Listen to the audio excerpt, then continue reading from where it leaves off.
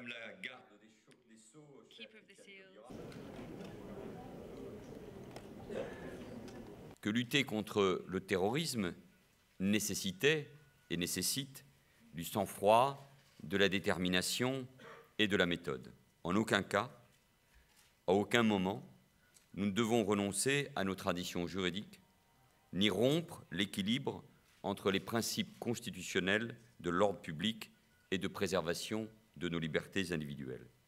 Nous devons être implacables dans la lutte contre le terrorisme et implacables dans la sauvegarde des libertés qui fondent nos démocraties.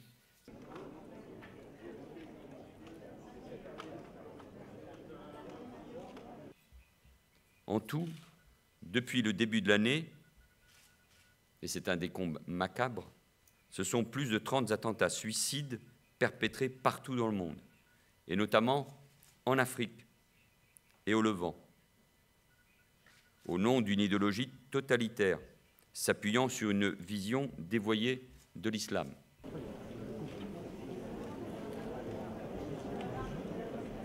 Deux idéotypes du terroriste du XXIe siècle, le cyber-djihadiste nomade et le combattant étranger. Le premier agit en empruntant les chemins tortueux de l'Internet et des réseaux sociaux, usant même parfois de passages secrets difficilement repérables. Le second, parfois le même d'ailleurs, combat sur un terrain bien réel, mais étranger à son propre État, auquel il dénie par ailleurs toute légitimité. Ces deux types de terroristes se retrouvent toutefois dans une même appartenance à un ordre féodal,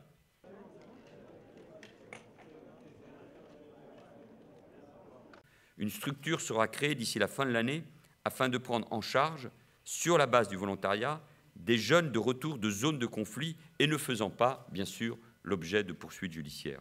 Par un accompagnement individualisé, une prise en charge psychologique et un encadrement renforcé, ces jeunes devraient retrouver toute leur place dans notre société. C'est d'empêcher les réseaux de crimes organisés et les réseaux terroristes de s'unir contre les sociétés démocratiques. Le schéma actuel est simple. Les premiers organisent des trafics d'êtres humains, d'armes, d'hydrocarbures, de stupéfiants, dont les deuxièmes profitent. Internet a, dans ce domaine, démultiplié les possibilités. La faiblesse des États, parfois même leur effondrement, la porosité des frontières et l'absence de contrôle font le lit des trafics mafieux et du terrorisme